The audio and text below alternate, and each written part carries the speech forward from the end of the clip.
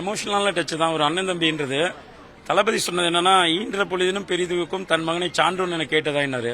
So அந்த வார்த்தை எப்படின்னா, அதாவது அவங்க அம்மா எப்படி சந்தோஷப்படுவாங்களோ அந்த மாதிரி உங்களெல்லாம் நான் மாவட்ட செயலாளரை பார்த்து சந்தோஷப்படுறேன்னு சொன்னாரு. ஒரு அண்ணனா நாங்கள் நேசிச்ச ஒரு தலைவன் இன்னைக்கு ஒரு தம்பிகளுக்காக தங்கைகளுக்காக இந்த அங்கீகாரத்தை தனித்தனியாக நின்று கொடுத்தாரு. ஸோ அதே தான் நாங்கள் இன்னைக்கு ஃபீல் பண்ணுறோம். இதை நாங்கள் 2026 ஃபீல் பண்ணோம். இதே டைலாக நாங்கள் தலைவனுக்கு சொல்லணும். ஈன்ற பெரிதினும் பெரிதுக்கும் தன் மகனை சான்றோன்னு கேட்டதான்ற மாதிரி எங்கள் தலைவர் தளபதியை நாளைய முதல்வராக 2026 முதல்வராக அந்த வார்த்தையை நாங்கள் கேட்டு இதே தலைவர் தளபதிகிட்ட சொல்லணுன்ற ஒரு எண்ணத்தோடு நாங்கள் இன்னைக்கு களத்தில் வந்திருக்கோம். அண்ணே, நீங்கள் எங்களை நேசிக்கிறீங்க, மக்கள் உங்களை நேசிக்கிறாங்க. நிச்சயமாக மக்கள் எதிர்பார்க்கும் மக்களாட்சியை உங்களால் தான் கொடுக்க முடியும் நம்பிக்கையோடு இருக்கும். நீங்கள் நிச்சயமாக தமிழக முதல்வராக வருவீங்கன்றோம்.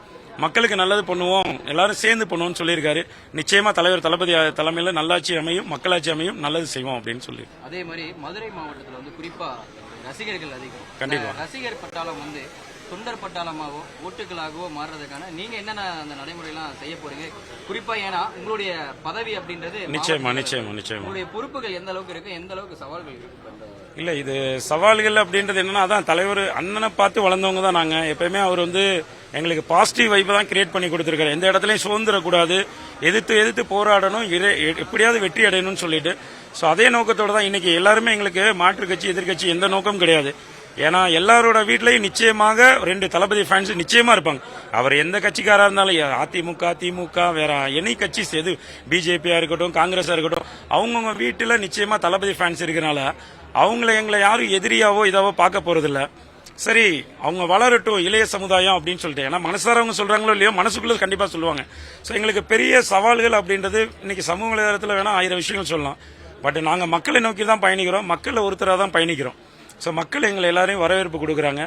நாளைய அதாவது எலெக்ஷன் ஒர்க்கு அப்படின்றத நாங்கள் தனியாக பார்க்க வேண்டியதில்லை. நான் எங்கள் கழக நிர்வாகிகள் எல்லாத்தையும் சொல்றது, நம்ம தளபதிக்காக ஓட்டு கேட்டு போக வேண்டியதில்லை, எந்த சின்னத்துக்கு ஓட்டு போடணும்னு சொல்றதுக்கு தான் நம்ம இன்னைக்கு இந்த பொறுப்புக்கு வந்திருக்கோம் அப்படின்னு சொல்லிட்டு நிச்சயமா அதை தான் நாங்கள் பண்ண போறோம். தளபதிக்கு ஓட்டு போடுங்கன்னு கேட்குற இடத்துல தலைவர் தளபதி எங்களை வைக்கல. ஏன்னா 80% to 90% மக்கள் களத்தில் ரெடியா இருக்காங்க தலைவர் தளபதி வருகை எதிர்பார்த்து. அதே மாதிரி இப்ப ஒரு கட்சியுடைய தலைவர் அப்படின்றத தாண்டி இப்ப உங்க தொகுதியில சட்டமன்ற வேட்பாளர் அப்படின்ற ஒரு முகம் இருக்கும். அந்த முகத்துக்கான ஓட்டு வந்து எந்த அளவுக்கு கேட்கறதுக்கு நீங்க தயாரா இருப்பீங்க? இப்ப அவருக்கான ஓட்டுகள் விழுங்குறப்ப தொகுதியோட வேட்பாளர் கண்டிப்பா அது எந்த அளவுக்கு ஓட்ட பெரிய இல்ல, அது வந்து எங்களுக்கு இன்னைக்கு நேற்றுல கடந்த 10 வருடமாவே எங்களோட பொதுச்செயலாளர் ஆனந்தன் என்ன சொல்லியிருக்காங்கன்னா, மக்கள் நலன் சார்ந்து பயணிக்கிறதுக்கு எங்களுக்கு அப்பப்போ அறிவுரைகள் வழங்கியிருக்காங்க.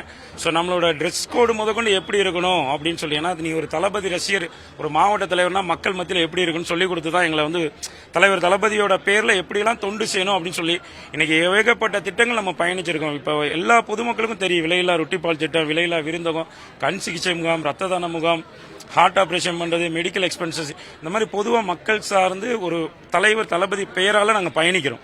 ஸோ ஆட்டோமேட்டிக்கா இன்னைக்கு நம்ம எல்லாருமே இன்னைக்கு ஒரு இடத்துல நின்றா நம்மள பேர் பார்த்து 10 பேர் வர்றாங்கன்னா சத்தியமா அது உண்மையிலே தலைவரால் மட்டும்தான்.